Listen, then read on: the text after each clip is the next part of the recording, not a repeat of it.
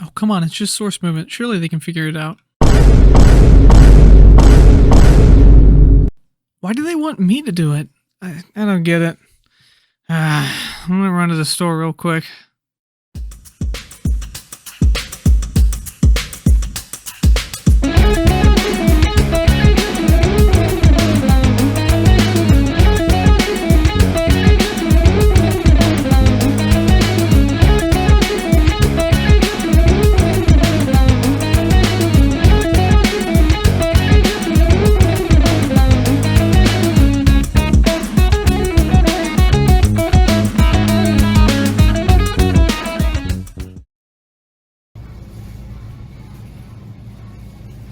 Oh, is it because I'm constantly bee-hopping everywhere?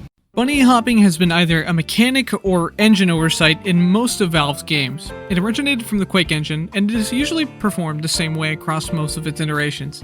If you jump right as you land, you will maintain your momentum. You can then incorporate an airstrafe midair to help gain speed, and chain that with another bunny hop to maintain your now increased speed. But I'm getting kinda ahead of myself. So let's dive into what I'm even talking about and the inputs necessary to perform it. The most basic form of the bunny hop is as simple as it gets. Simply jump right as you hit the ground and you will perform a bunny hop. However, carrying over your momentum doesn't matter much if your momentum is 0. So in order to get use out of a bunny hop, we're going to have to be moving. Begin walking forward and then jump and let go of the W key. A common mistake people will make when learning how to bunny hop is the inclination to hold the W key. But this will actually ruin the hop, as it cancels any momentum you might have had by sending a static forward input instead of utilizing the momentum gained for the jump in your strafes. In order to complete the bunny hop, now all you have to do is time the jump input correctly and you will perform a bunny hop. Now, if this were TF2, I would tell you to bind your scroll wheel to jump, as it allows for a much more lenient timing on bunny hops and makes them much easier to perform. However, Roblox does not allow that, at least not without third-party programs, which you probably shouldn't be using. So you're going to have to bunny hop the hard way by using the spacebar and timing your jumps. This is extremely difficult in Rolve official servers, but there is a very slight buffer which makes the timing slightly not frame perfect, and I really don't have any other advice than to just practice for yourself until you get it down. However, some community servers will operate with the bhop daemon option enabled, which allows you to simply hold the spacebar to hit the hop every time. This is where most of my crazy bhop clips come from for that reason, and another we'll get into later. Now, if you're successfully performing the jump inputs, you might be wondering, why am I not going fast? This is because we need to build up momentum midair by airstrafing. Airstrafing is not exclusive to bunny hopping and is used pretty much any time when you're airborne. Whether it be from a rocket jump, sticky jump, or falling from a large incline, airstrafing is used to quickly change your direction and gain momentum midair. In order to perform an airstrafe, choose a direction you want to move, either left or right. For this example, we'll strafe to the left. Initiate a bunny hop like before, but this time when you're midair, hold the A key and slowly turn your mouse to the left. You can tell that this increases your speed a little bit. If you hit the second jump input, your momentum you gain from turning will carry over and you can either continue to strafe in that direction, but if you want to stay going forward, you can airstrafe in the opposite direction to course correct and gain even more speed while doing so. So to recap all the steps from top to bottom, you begin walking forward, jump, let go of W, airstrafe in a direction, jump when you hit the ground, then rinse and repeat until you either fail the input or you choose to end the hop. If you want to practice airstrafing more, I recommend going to servers with the bhop daemon option enabled, as you can hold the spacebar and just focus on the strafes. If you want to practice airstrafing outside of the context of bunny hopping, you can go to the community server Academy.tc, which is a very basic rocket jumping map by camocamper, which will teach you all the basics you need to know about rocket jumping and airstrafing.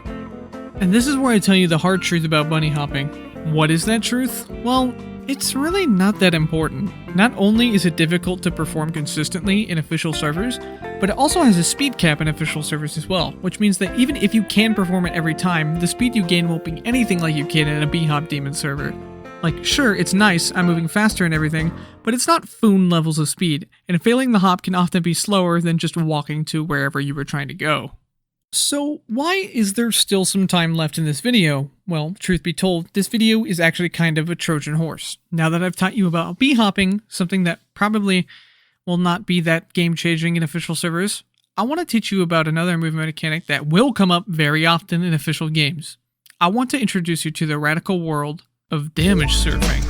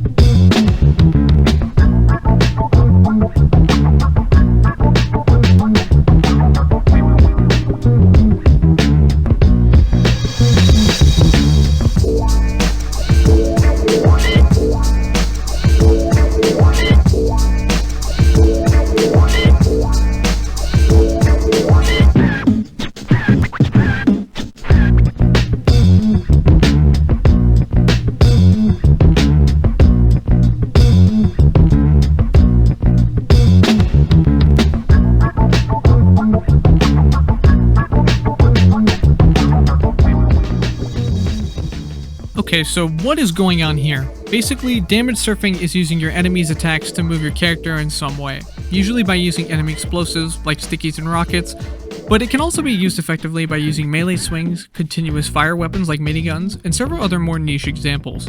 In order to damage surf off of enemy explosives, try to time a crouch jump with the enemy's pipe or rocket hitting your feet. You essentially want to treat it like a rocket jump, but you're using someone else's rocket.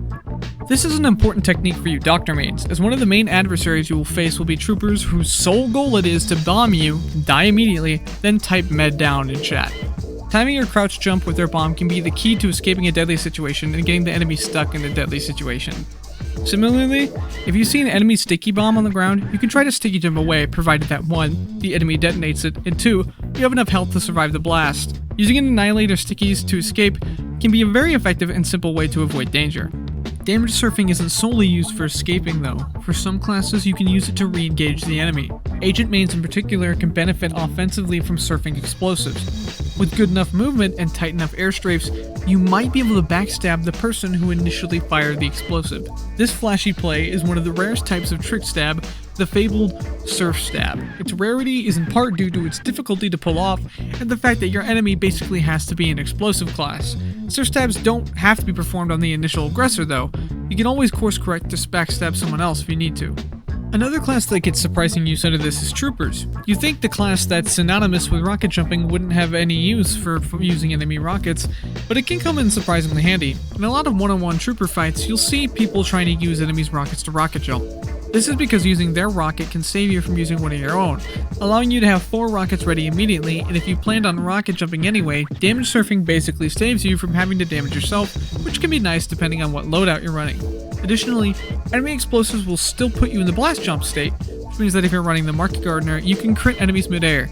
You can quite literally market garden someone who using a rocket they shot. This also works for the caver as well, if you're one of the 5 people who actually use it in regular games.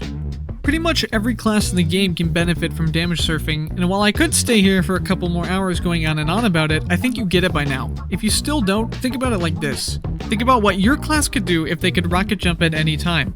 Because damage surfing is basically the same thing as rocket jumping. It just requires an enemy to perform it.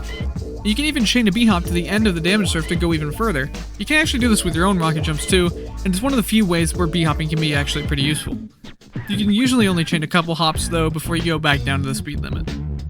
Alright, that's all I've really got to say about damage surfing and bunny hopping.